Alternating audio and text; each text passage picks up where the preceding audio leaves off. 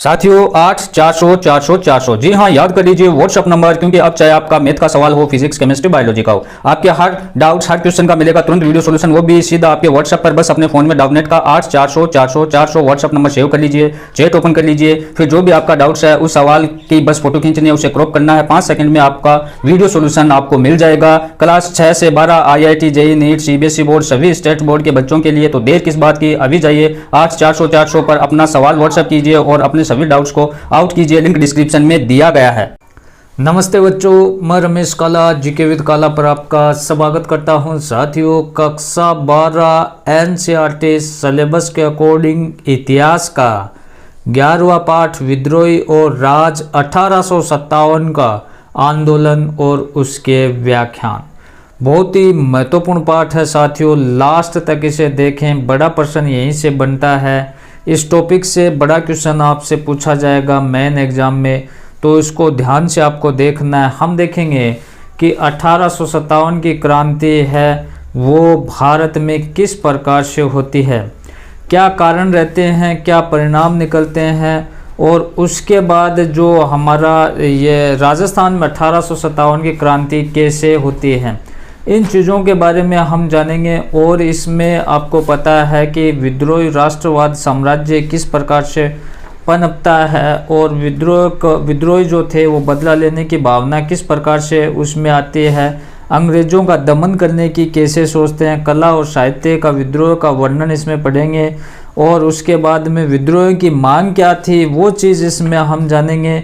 फिरंगी राज का आना और दुनिया की समाप्ति किस प्रकार से देख रहे थे, अवध में विद्रोह किन कारणों से हुआ, वाजिद अली शाह को किस प्रकार से निष्कासित किया गया, लोगों का अफवाह में विश्वास कैसे बढ़ा, अफवाह और भविष्यवाणी क्या थी, इसमें संचार के माध्यम उस समय 1857 की क्रांति में क्या थे, और सैन्य विद्रोह की शुरुआत किस प्रकार से होती है, ये सारी चीज़ें इसमें हम जानेंगे। तो वीडियो को शुरू करते हैं साथियों। और नोट्स प्रोवाइड करवाए जा रहे हैं हमारे द्वारा आपको मेन परीक्षा के लिए, बिल्कुल संशोधित पाठ्यक्रम के अनुसार नोट्स तैयार किए गए हैं। तो उन नोट्स को अगर आपको परचेज करना है तो इस चैनल को सब्सक्राइब कर लें और कम्युनिटी में चेक करें।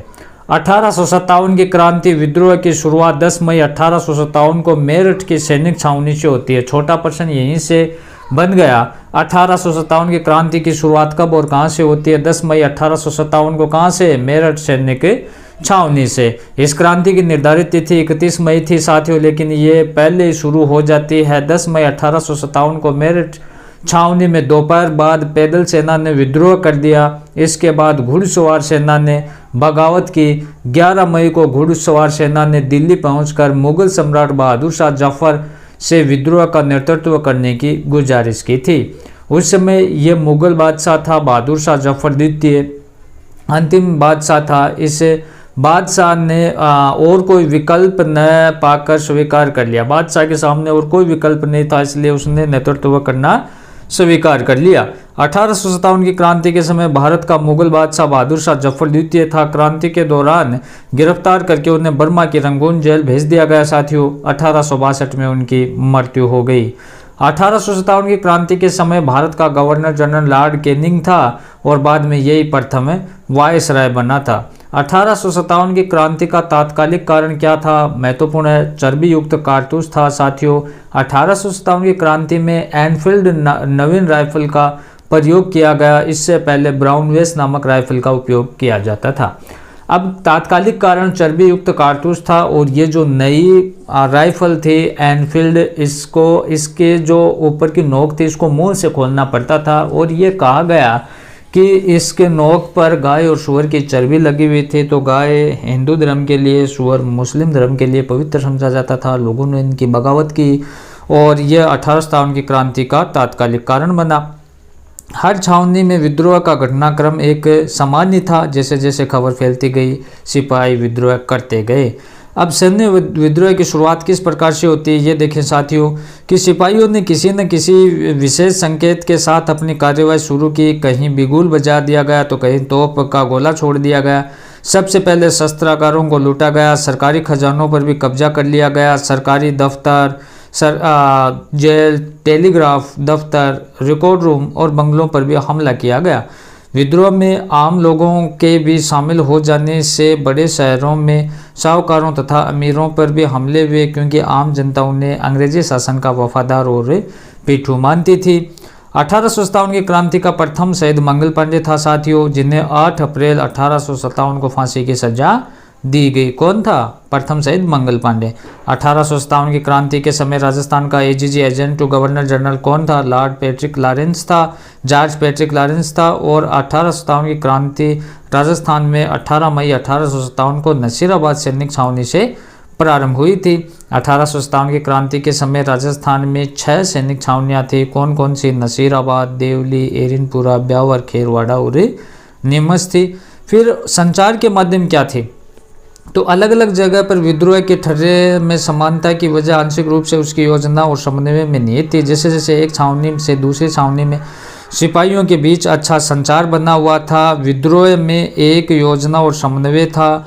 रात में सिपाहियों की पंचायतें जुड़ती थी, उन्हें सामूहिक रूप से फैसले लिए जाते थे। सिपाही अपने विद्रोह के कर्ता धर्ता सभी थे। जब वे स्वतंत्र होते थे तो अपने भविष्य के बारे में वो फैसला लेते थे। उसके बाद में आप देखें कि 1857 की क्रांति के प्रतीक चिन्ह क्या थे।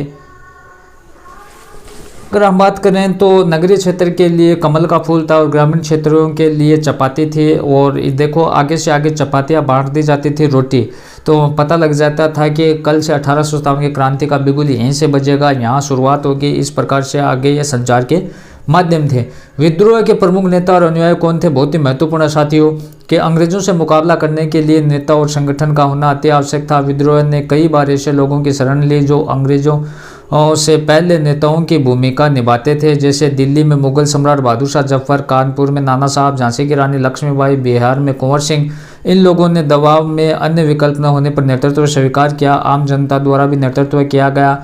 जैसे बहुत सारे धार्मिक नेता समय भू पैगंबर प्रचारक के भी ब्रिटिश राज्य को ख़त्म करने की अलग जगह रहे थे। कई स्थानीय नेताओं जैसे उत्तर प्रदेश के बड़ौत परगने में शामिल शाहमल ने तथा छोटा नागपुर में आदिवासी कोल जाति का नेतृत्व गोनू नामक व्यक्ति ने किया था।